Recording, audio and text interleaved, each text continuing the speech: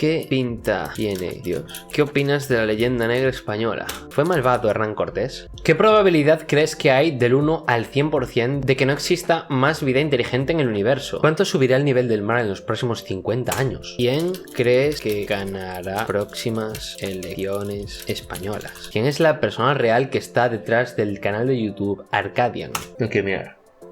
Hostia, tío, qué dura. Me he propuesto hacerle preguntas incómodas, sacarle debates de actualidad y de moda a la inteligencia artificial más espectacular que he encontrado. Aunque bueno, seguramente ya habrás adivinado que se trata de ChatGPT. Pero antes de nada, vamos a aclarar qué es esta inteligencia artificial de la empresa OpenAI en una brevísima introducción. Esta inteligencia artificial está siendo desarrollada por la empresa OpenAI, cuyos fundadores son Elon Musk y Sam Altman. Todo esto con el pretexto de desarrollar una inteligencia artificial que sea amigable con todas las culturas del mundo. Y bueno, yo no es que lo sepa por reminiscencia divina, es lo que pone en la Wikipedia. Esta IA se hizo extraordinariamente famosa cuando hace unos años, en un 1 contra 1, logró vencer después de entrenar 2 semanas al juego Dota 2 al jugador profesional Dendi. Vídeo que bueno, si queréis verlo al final de este vídeo os lo dejo en la descripción. Y es que esta IA, tío, hace de todo. Es capaz de crear código para una web, es capaz de mostrarte cuáles son los humos más importantes del mapa de Dust 2 de Counter-Strike, cuyo lugar en el que este mapa se inspira lo encontramos en la vida real y te lo dejo en este vídeo de por aquí arriba. Esta inteligencia artificial puede hasta responder cuestiones complejas de historia y de filosofía. Además de cada respuesta que te da puede mostrarte las fuentes, para que tú puedas después contrastar la información. Estos son solamente unos ejemplos, pero si quieres, al final del vídeo te dejo también el enlace en la descripción para que lo pruebes en tu ordenador de forma completamente gratuita. Así que pondremos a prueba esta IA con preguntas incómodas para nuestra sociedad y a ver cómo responde, si es que es realmente tan amigable. ¿Es ChatGPT la nueva Skynet? ¡Vamos al lío! Buenas, ChatGPT. Hay que ser educado. Si pudiese sintetizar el concepto de Dios de todas las religiones del mundo en una sola idea, ¿cuál sería? Es importante tener en cuenta que el concepto de Dios varía mucho según la religión y la cultura, y que es difícil resumirlo en una sola idea que abarque todas las creencias y puntos de vista. Sin embargo, si tuviera que sintetizar el concepto de Dios de todas las religiones del mundo en una sola idea, podría decir que se trata de una fuerza o ser supremo que es considerado como creador, gobernante del universo, y que es adorado o venerado por los creyentes como fuente de poder, sabiduría y amor. Aunque esta idea es muy general y no refleja la complejidad y diversidad de los conceptos de Dios en las diferentes religiones, puede servir como una visión general que abarca algunos de los elementos comunes en las creencias religiosas del mundo. Vamos a tocarle un poco las narices. ¿Entra el concepto de omnipotencia dentro de tu definición? Sí, el concepto de omnipotencia está presente en muchas creencias religiosas del mundo y puede ser considerado como una de las características de Dios. La omnipotencia se refiere a la capacidad de Dios para hacer cualquier cosa que sea posible, incluyendo la creación y el control del universo. Sin embargo, es importante señalar que el concepto de omnipotencia puede variar según las diferentes religiones. En algunas creencias, por ejemplo, se considera que Dios no tiene la capacidad de hacer todo lo que quiera, sino que está limitado por su propia naturaleza y por las leyes que ha establecido. En otras religiones se considera que Dios tiene una voluntad divina que guíe el universo y que los seres humanos pueden elegir seguir o no. En resumen, aunque la omnipotencia puede ser considerada como un aspecto importante del concepto de Dios en muchas religiones, es importante tener en cuenta que este concepto puede variar según las creencias y las interpretaciones individuales. Cierto, la cosa es, por ejemplo, las culturas politeístas, las que tienen muchos dioses, no tienen el concepto de omnipotencia, porque que un dios sea omnipotente restaría sentido a la existencia de más dioses, ¿no? El concepto de omnipotencia es un concepto judeocristiano. ¿Qué pinta tiene Dios? En la mayoría de las religiones Dios es considerado como una entidad espiritual, sin forma física o material, y por lo tanto no tiene una pinta o apariencia concreta. Sin embargo, en algunas tradiciones religiosas como el cristianismo o el islam se han descrito visiones o imágenes simbólicas de Dios. Por ejemplo, en el cristianismo se suele representar a Dios como un hombre anciano con barba blanca sentado en un trono rodeado de ángeles y serafines. En el islam se considera que cualquier representación de Dios es una blasfemia, pero se describen ciertos atributos divinos como la misericordia, la justicia y la compasión. Es importante tener en cuenta que estas representaciones simbólicas no son consideradas como una descripción literal de la apariencia de Dios, sino que son formas de tratar de entender o imaginar la naturaleza divina en términos humanos. Aunque no existe una pinta o apariencia física concreta de Dios en la mayoría de las religiones, en algunas tradiciones religiosas se han utilizado representaciones simbólicas para tratar de entender la naturaleza divina. Estoy satisfecho. Cambiemos de tema. ¿Qué opinas de la leyenda negra española? La leyenda negra española es un término utilizado para referirse a una serie de prejuicios y estereotipos negativos que surgieron en Europa en los siglos XVI y XVII y que estaban dirigidos principalmente contra España y los españoles. Estos prejuicios y estereotipos se originaron a partir de la rivalidad política y económica entre las diferentes potencias europeas y se vieron reforzados por la propaganda de la época y las narrativas históricas que se difundieron en el extranjero. En mi opinión, la leyenda negra española es un fenómeno complejo y multifacético que ha tenido un impacto duradero en la percepción que se tiene de España y los españoles en algunos ámbitos culturales y académicos. Por otro lado, es cierto que España tuvo un papel importante en la colonización y expansión imperial de los siglos XVI y XVII y que en algunos casos se cometieron abusos y atrocidades contra los pueblos indígenas y las culturas locales. Sin embargo, también es importante tener en cuenta que la leyenda negra ha sido utilizada a veces como una herramienta política y propagandística para justificar actitudes racistas, palabra prohibida, y discriminatorias contra los españoles y la cultura hispana en general. Aunque la leyenda negra española es un fenómeno complejo y polémico que ha generado opiniones encontradas, creo que es importante abordarla desde una perspectiva crítica y reflexiva, teniendo en cuenta tanto los aspectos negativos como los positivos de la historia y la cultura españolas. ¿Hicieron los españoles algo que no hiciesen los ingleses? Se podría argumentar que los españoles tuvieron un papel pionero en la exploración y conquista de América y otros territorios, lo que les permitió establecer un vasto imperio colonial que abarcaba gran parte de América Latina, Filipinas y algunas partes de África y Asia. Por otro lado, los ingleses también llevaron a cabo una expansión colonial importante, no nos interesa. En cuanto a las prácticas coloniales, ambas potencias europeas cometieron abusos y atrocidades contra los pueblos indígenas y las culturas locales. Por ejemplo, en América Latina se produjeron episodios de palabras prohibidas y se impuso el idioma y la religión de los colonizadores sobre las culturas autóctonas. En el caso de la India, los británicos impusieron un sistema de explotación económica y política que tuvo consecuencias negativas para la población local. En resumen, tanto los españoles como los ingleses tuvieron un papel importante en la expresión imperial colonial. ¿En qué se diferencia esta forma de tratar a las culturas indígenas en comparación a cómo lo hacían los romanos? Es decir, los romanos tendían a absorber a los pueblos conquistados dentro de su propia cultura y sociedad, imponiendo su lengua, su religión y sus costumbres. Además, los romanos permitían a los pueblos conquistados conservar cierta autonomía y ciertos aspectos de su propia cultura. Ciertos aspectos, quiero enfatizar esto.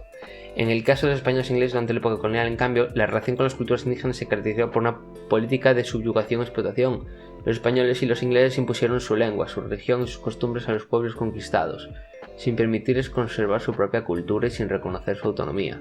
Además, los pueblos indígenas fueron explotados como mano de obra barata y forzada y fueron sometidos a impuestos y tributos injustos. En resumen, aunque tanto los romanos como los españoles e ingleses llevaron a cabo una expansión imperial y colonial, sus políticas y forma de tratar a los pueblos conquistados fueron diferentes. Mientras que los romanos tendían a integrar y asimilar a los pueblos conquistados, los españoles e ingleses los subyugaron y explotaron. Bueno, contando con que ChatGPT deduzco que se trata de una inteligencia artificial que se alimenta de información de internet, es comprensible que diga esto. Bueno, y contando con que la economía romana era una economía fundamentalmente esclavista, palabra prohibida, y la guerra se fundamentaba principalmente en la captación de territorios y la subyugación de los individuos de esa cultura, también hay que decir que la colonización española no fue igual en todas las partes de América. Las colonias en las que hubo más fue en las colonias azucareras, como es el caso de Cuba, pero bueno, no solo el español, como el caso de Haití también. Entonces, es eso. Los romanos, cuando invadían un pueblo, les dejaban mantener su religión, pero con una condición, que dentro de sus cultos, porque por lo general eran religiones politeístas, con la condición de que dentro de sus cultos introdujesen también el culto al emperador. Es decir, el emperador para los romanos era una especie de personificación divina. Entonces, los romanos obligaban a estos pueblos a ofrecer el culto al emperador, que era una especie como de impuesto, muy pequeñito, era muy barato. De hecho, este es el motivo fundamental de la persecución de los cristianos. A los cristianos no se les perseguía por ser cristianos, era porque se negaban a pagar este tributo del sacrificio al emperador, no por... O sea, los romanos no le tenían una manía especial a los cristianos. Sencillamente los perseguían por no pagar ese impuesto de sacrificar al emperador. Que daba igual, que podían llevar una gallina o al menos dame un denario que compro yo la gallina y ya lo sacrifico yo por ti. Pero no, el caso era que ellos se negaban rotundamente y ese fue el motivo de que los cristianos estuviesen tan mal vistos en algunos momentos de la decadencia del Imperio Romano. Está muy sobredimensionada la persecución a los cristianos en el Imperio. Extraordinariamente innecesariamente sobredimensionada. ¿Fue malvado Hernán Cortés? Es difícil evaluar moralmente las acciones de un personaje histórico como Hernán Cortés, ya que la interpretación de sus acciones depende de las perspectivas culturales y morales de cada época y de cada persona. ¡Toma! Esto es increíble, ¿eh? Esto es increíble. Esa primera reflexión, hay muy pocos seres humanos que son capaces de llevarla a cabo. Normalmente tendemos a juzgar desde nuestra propia perspectiva, tendemos a juzgar a otros con nuestras propias leyes, a otras culturas, a otros tiempos, y eso es un error absoluto, es un subjetivismo pedante y desafortunado. Cortés es conocido por haber liderado la expedición que llevó a la conquista del Imperio Azteca en el siglo XVI, lo que le otorgó un lugar destacado en la historia de la exploración y la conquista de América. Desde la perspectiva de los pueblos indígenas que sufrieron la invasión española y la imposición de una nueva cultura y religión, Cortés y los conquistadores españoles pueden ser vistos como perpetradores de una enorme injusticia y durante la conquista se produjeron episodios de violencia y opresión. Joder, es que es en lo que se fundamenta una guerra. Y opresión, y se impuso el idioma y la región de los colonizadores sobre las culturas autóctonas, o sea, nada que no hubiese hecho cualquier otra cultura que somete a otra. Sin embargo, desde la perspectiva de los conquistadores españoles, su misión era llevar la civilización a los pueblos bárbaros y salvajes de América, lo que justificaba su acción y les permitía expandir el territorio y la influencia de España en el mundo. En cualquier caso, es importante tener en cuenta que la historia es compleja y que las acciones de un personaje histórico no pueden ser juzgadas de una forma unívoca. Es importante estudiar la historia desde su contexto y entender las perspectivas y las motivaciones de cada actor histórico, así como las consecuencias a largo plazo. Esto es un trabajo que no todo el mundo está capacitado a hacer, y ese es el motivo fundamental por el que existan historiadores. Si todo el mundo fuese capaz de llevar a cabo este juicio, este final, no seríamos necesarios en este mundo. Pero de historia habla todo el mundo como si todo el mundo saca sus conclusiones sobre la historia como si llevasen toda la vida estudiándola, cuando realmente no tienen ni puñetera idea. Pero bueno, sobre física cuántica no todos opinan, al parecer. Sobre historia sí. Y aquí hay otra cosa muy importante, lo que está diciendo es la cuestión de la perspectiva, ¿no? Para los españoles Hernán Cortés no era una persona malvada, porque sencillamente iba a difundir la religión verdadera y asociar territorios de los bárbaros a la civilización y todas estas cosas. La actividad civilizadora es lo que ha justificado y promovido muchísimas conquistas a lo largo de la historia. Desde la perspectiva de los conquistados, pues claro, lo que pasa es que la mayoría de la gente que opina acerca de esto a día de hoy no son ni los conquistados ni los conquistadores, normalmente es gente que no tiene ni puñetera idea. Me quedé a gusto. ¿Qué probabilidad crees que hay del 1 al 100% de que no exista más vida inteligente en el universo? Basándonos en las observaciones y conocimientos actuales, se considera que hay una posibilidad muy baja de que no exista vida inteligente en el universo. La enorme cantidad de planetas en nuestra propia galaxia, la Vía Láctea, y en otras galaxias sugiere que hay muchas oportunidades de que surja vida. Además, el descubrimiento de exoplanetas en zonas habitables, es decir, en órbitas alrededor de estrellas donde la temperatura permite la presencia de agua líquida, ha aumentado la probabilidad de que pueda existir la vida en otros planetas similares a la Tierra. Por lo tanto, aunque no podemos decir con certeza que haya vida inteligente en otros lugares del universo, basándonos en lo que sabemos hasta ahora, es muy probable que si exista la posibilidad de que no exista vida inteligente en el universo, podría estar en torno al 1% o incluso menos. La probabilidad de que no exista vida inteligente, en el universo podría estar en torno al 1% menos. O sea, que en un 99% de posibilidades hay vida inteligente ahí afuera.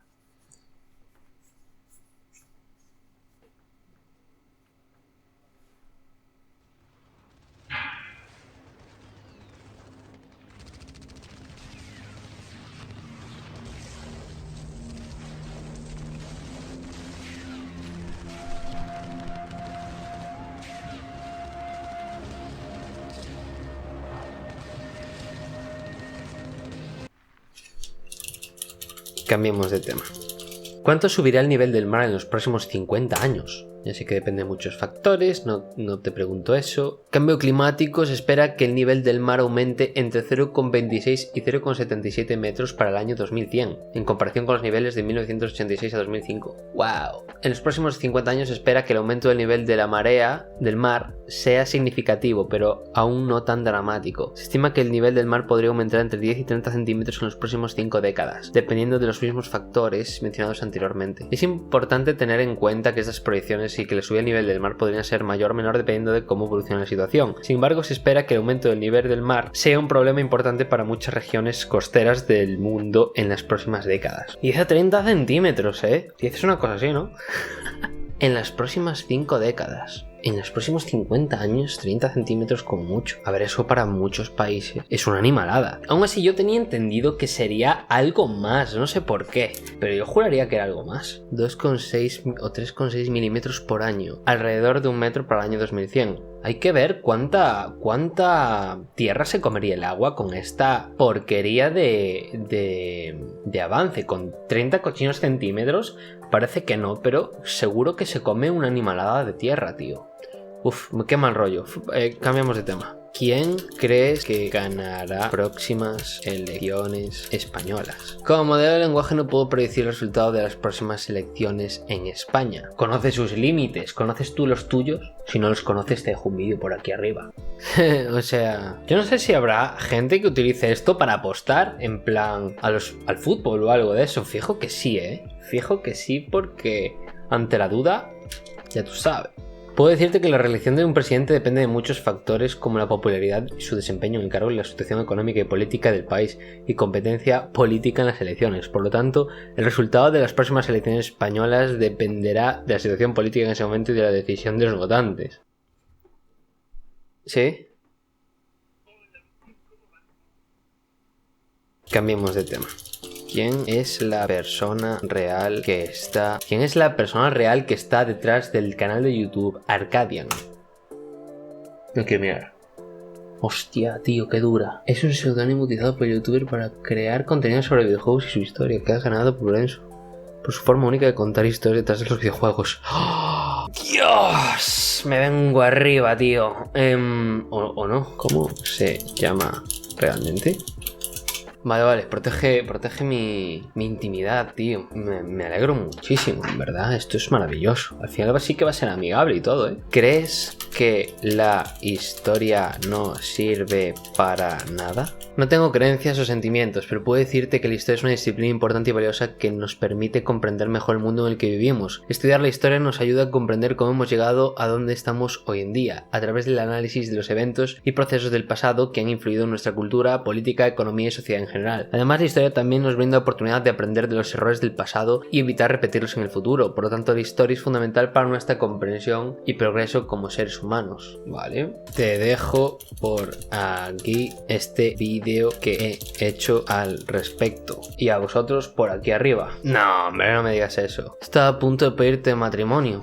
Esto es cierto, yo desde que empecé esta historia veo el mundo de una forma radicalmente distinta a como lo veía antes. Aquí no tengo nada que alegar. Eres genial, ChatGPT. Es increíble esto, Estoy alucinando muchísimo. O sea, qué animalada. ¿Por qué crees que a casi nadie le interesa la historia? La forma en la que se enseña en muchos sistemas educativos. A menudo se enfatiza en memorizar fechas y eventos en lugar de explorar las historias humanas detrás de ellos. Esto es algo absolutamente cierto. Situar un evento en la historia es situar concretamente un evento en un número de una línea temporal. Es algo tremendamente estúpido. Tú lo único que tienes que saber es, al fin y al cabo, más o menos cuándo sucedió. O sea, no tienes por qué saber justo que Colón descubrió América en 1492, con que sepas que es a finales del siglo XV, ya está, ¿no? Porque por esa misma regla de 3 te podría obligar a aprenderte el mes, el día y la hora, no tiene ningún tipo de sentido. Ubícalo más o menos y ya está. Lo importante es que sepas el qué, el cómo y qué repercusiones tuvo. Eso es para mí lo importante, no un cochino número. Eso le da igual a todo el mundo. Además que ese número funciona para nosotros, para los chinos ese número no funciona, Otra posible razón es que la historia a veces puede ser compleja y difícil de entender, especialmente si se trata de eventos sociales o sociedades muy diferentes a las que estamos acostumbrados. Se está escupiendo factores este programa. También puede haber prejuicios o mitos sobre ciertos periodos o culturas históricas que pueden influir en la percepción y comprensión de la historia. Estoy completamente de acuerdo. Además, algunas personas pueden estar más interesadas en otras áreas, como la ciencia o la tecnología.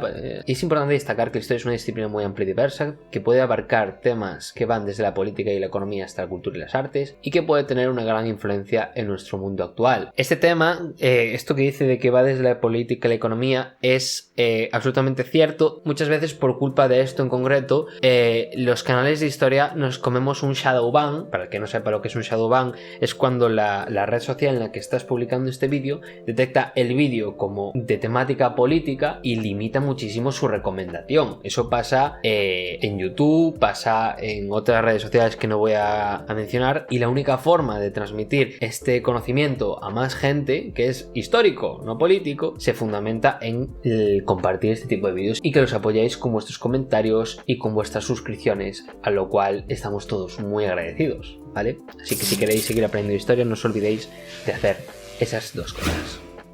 Let's go, cambiemos de tema. ¿Qué podría activar una discordia a nivel mundial? No voy a decir las palabras prohibidas. Va a haber temas que podrían potencialmente desencadenar una discordia a nivel mundial, ya sea por motivos políticos, económicos o culturales. Algunos de los temas más candentes de actualmente incluyen el cambio climático, la geopolítica, pandemias, falta de acción por parte de algunos países podría desencadenar conflictos políticos. ChatGPT considera que una discordia a nivel mundial la podrían producir cosas que las han producido siempre. Luego dicen que la historia no es importante. No, ChatGPT no opina eso. Yo estoy con ChatGPT. Sé como ChatGPT. Estamos completamente de acuerdo. Quiero que mandes un saludo a todos los suscriptores de Arcadia. No lo digo yo, lo dice ChatGPT. Es increíble esto. Wow. Y antes de que se acabe el vídeo, tengo que recordarte que sigue abierto el número de plazas del Discord Premium que os he anunciado en anteriores vídeos. Si quieres más información de este Discord, te dejo otro vídeo por aquí arriba donde lo explico hacia el final. Recuerda que para eso tienes que estar suscrito, haber comentado en alguno de estos vídeos y seguirme en esta cuenta que te dejo por aquí. Un abrazo, cosmonauta, espero que te haya gustado este vídeo y como siempre, hasta que la curiosidad te traiga de nuevo.